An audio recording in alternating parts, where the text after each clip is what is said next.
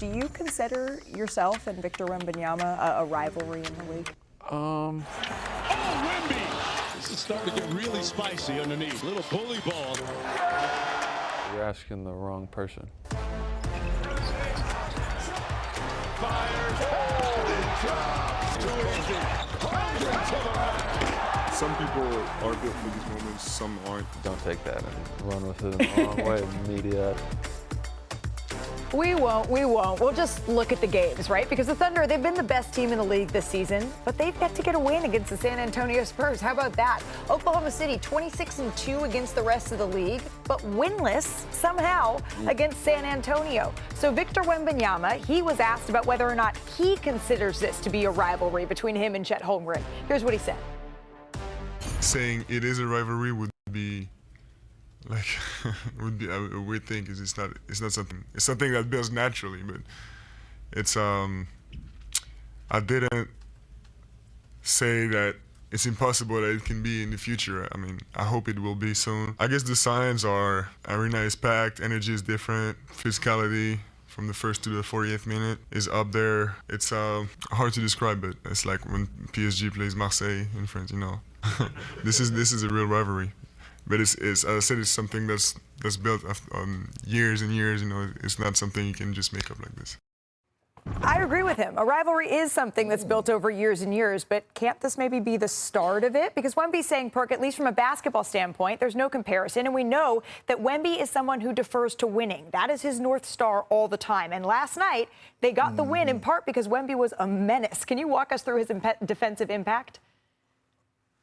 And look, it broke his record of having a block per game, and he didn't have that. It didn't need to show up in the stat sheet. I want you to see how powerful Victor Wembanyama is, his impact defensively. He is guarding a non-shooting in Isaiah Hartenstein, and he waits for SGA to have the back door. Look at him covering ground. They're not even looking at the basket when they drive to the basket because of his presence. And then you see on this next possession right here, look at him, head on the swivel, using his 2-9 on the opposite side. He sees SGA with the isolation in the mid-post area. He comes with an aggressive trap, high hands. Alex Caruso, again, don't even look at the basket, looking to kick it out because they know he's coming. Look at this right here. You're never supposed to help off the strong side corner. He does, and this is a contest where I'm going to make you miss and not hope you miss. So again, when you talk about the effect of Victor Wembanyama, it's not just what shows up in the stat sheet,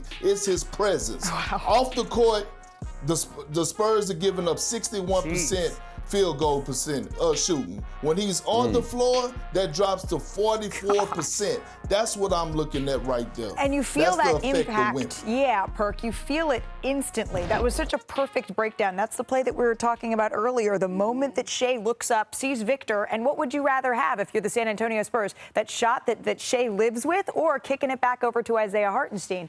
And then you start talking about, okay, I think I agree with Wemby here, Mark, because Oklahoma City, they've completely changed their approach in a lot of ways. But when you're looking at, this is the beginnings of a rivalry, maybe. So how does it fully fledged get there? No, I'm going to go back to 2021, U19 World Championships, Wemby versus Chet, USA versus France. USA wins 83-81.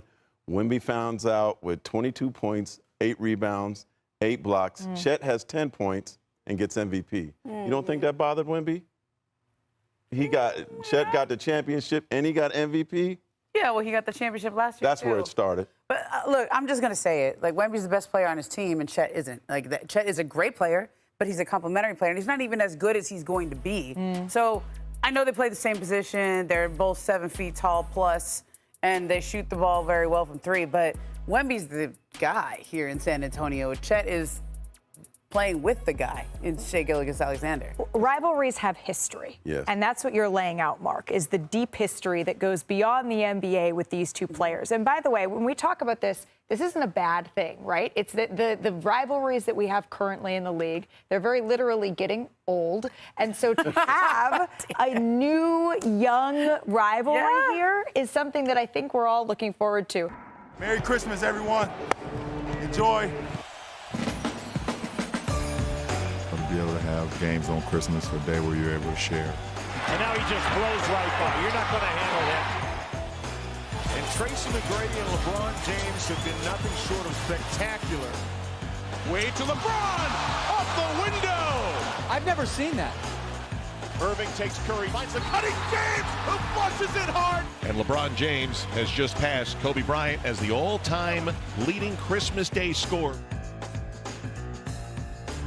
Well, happy early birthday to LeBron. Less than a week away from turning 41 years young, but that does make him the second oldest player to play on Christmas, behind Kareem Abdul-Jabbar. Now, back in 2003, he was the youngest player to ever play on Christmas Day at 18 years and 360 days. Tomorrow will be the 20th time he's played on the holiday, the most all time. He also holds the record for the most points ever scored on Christmas as well.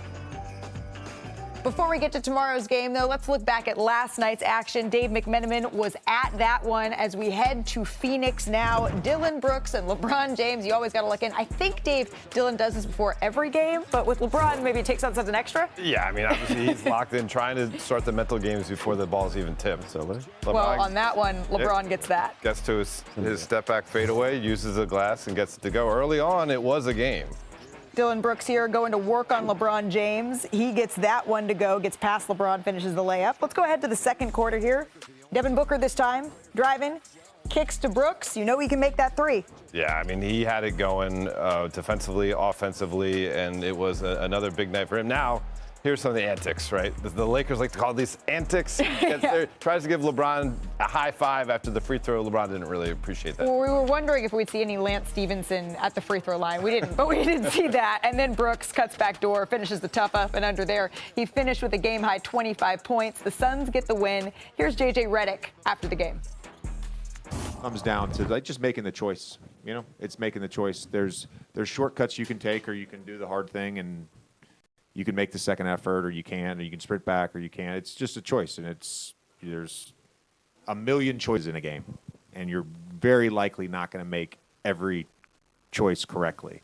But can you make the vast majority of them correctly? That gives you a chance to win. So it was one of those post games, right, for J.J. Redick. Dave, you were there and you were asking J.J. questions. We heard from Shams Charania earlier that it's looking like Luka Doncic is going to be back for the Lakers in this Christmas Day game. But how are they responding to J.J.'s challenge there? I mean, listen, J.J. was asked very directly after the game. This Phoenix Suns team, they have a bunch of guys who play hard by default. Mm-hmm. They play physical. They bring it on the defensive end. And he was asked, do you guys have enough players like that in your locker room? And his answer was no. And that's a pretty direct kind of shot and maybe a message up to the front office that we need to get some different personnel here as the trade deadline approaches in 6 weeks. Now, Marcus Smart was even more harsh on the defense than JJ was. And he was brought in to kind of be the defensive conscience of this team. And he was using curse words basically to describe what he was seeing out there.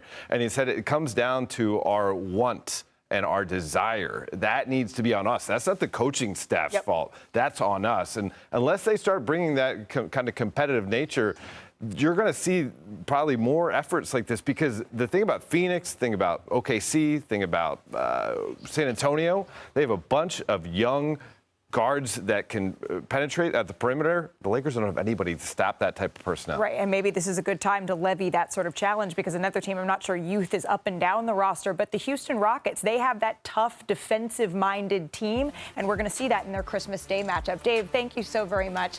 This is a good one because we get to see legends collide on Christmas when Kevin Durant and LeBron James square off. It's the 44th time they've played, including the playoffs, and this will actually be the 5th time that they've faced off on Christmas. Of course, on a couple of different teams, but LeBron holds the edge 3-1 on the holidays. Hello, world, and happy holidays. Hey, look, again, I don't have my hat, but damn it, you know what time it is. It's Christmas time, so we got to bring out a Christmas list. Santa's Perk NBA Christmas wish list. I'm starting it off, coming in at number 5. We're going to go ahead and put it up there. Bam! Put it up there. Youth for the Warriors. You know, I don't want to, people think I hate on the Warriors. I don't like seeing Steph struggle. I believe that Steph is the greatest point guard of all time. We could argue about that another day, but I want to see Steph on the big stage. I want to see him in the postseason. I want him to be able to compete for a title. And without youth, the Warriors look old right now. They need youth in that locker room that's going to be committed to winning. Okay, Malik, I need you coming in at number 4. All Bring right. the energy. Ready? Christmas energy. I'm ready. Bam! Oh, the Lakers. Put it up there.